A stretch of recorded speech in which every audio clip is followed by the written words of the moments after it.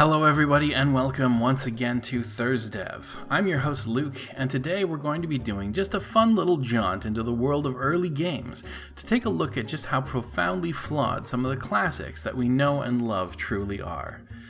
We have a tendency to look at the games that we grew up with as being sort of infallible, or at least not terrible. In comparison, and perhaps as somebody who makes games I'm more sensitive to this sort of thing, everything that's released in the present day seems to be under a microscope, and when things don't work as expected, they're ridiculed for that.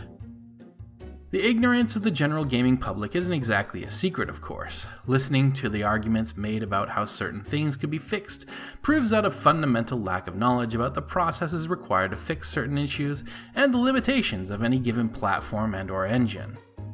Regardless of the criticism aimed at modern game releases, however, even games that started out, and in many cases to this day remain extremely buggy, once that initial shock wears off, can become beloved classics, like Bethesda's Fallout games or Red Dead Redemption, and those games had glaring issues.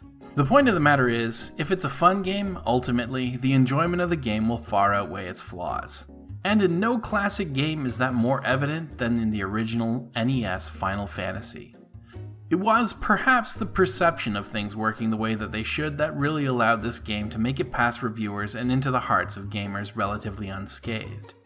It was also useful that the internet echo chamber that exists today wasn't around to draw more attention to the bugs of the game than necessary, but either way, though it was a profoundly buggy game, it's still remembered fondly to the present day. In my video about QA, I mentioned that no modern game ships without some bugs. No matter how benign, there will be something in there that doesn't work quite as intended. In game development, we typically categorize bugs into severity from a level of A to D, with an A bug being something like the game crashing or completely wiping the data on your hard drive, to a D being a strange graphical issue that has no actual bearing on the game. D bugs are the kind of issue that a developer will spend time squashing when they need to take a break from debugging larger issues, as A bugs take priority. Most games usually don't ship with A-bugs, or at least not A-bugs that the developers are aware of. This isn't always the case, but as a general rule, a publisher won't knowingly publish an A-bug, and a platform licensor like Sony, Microsoft, or Nintendo won't allow a game with an A-bug to ship on their platform. B-bugs, bugs that have significant effects on gameplay, cause the intended design to fail, or have results that are largely different from the established expectation, sometimes do, however, sneak in. Final Fantasy had a few of those. Not all the bugs are bad for the player, I should note. I'd like to take a look at some of the bugs that the player might come across of both types. As noted in the previous video, Final Fantasy ultimately was little more than a lot of wandering around as diversions between fights. The basic concepts of combat were always fairly simple, but unfortunately some of the implementations of actual effects in combat didn't behave as expected.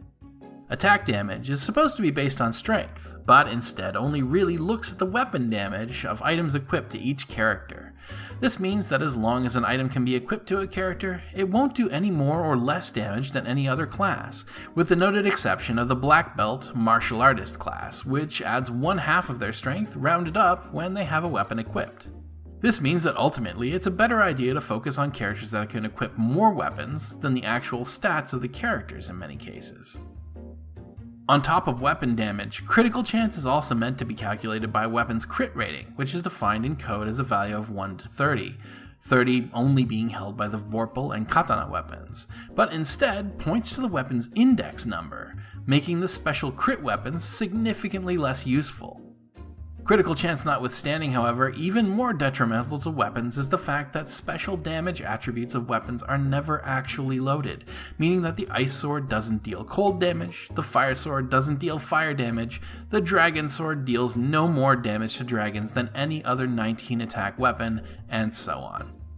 Magic mercifully still does inflict special damage, but equipment like the Dragon Sword, Coral Sword, Were Sword, Rune Sword, and so on are in fact less powerful than the Long Sword damage-wise, with the exception of a higher hit percentage, and of course the ever-important above-mentioned critical rate, which again was tied to the weapon's index. There are other significant possible drawbacks to these special weapons, however, as the special damage type defined by their equipped weapon defines their element for the purposes of incoming damage, so a fighter with the fire sword is more prone to fire attacks, ice for ice, and so on. Want to deal some extra damage? Don't bother with the X for spell.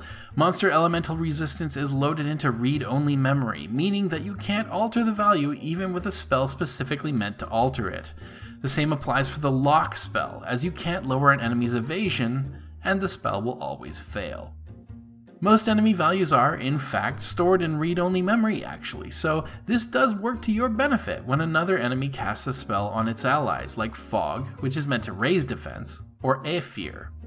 Poison also won't affect enemies, though Sleep will, if only for one round.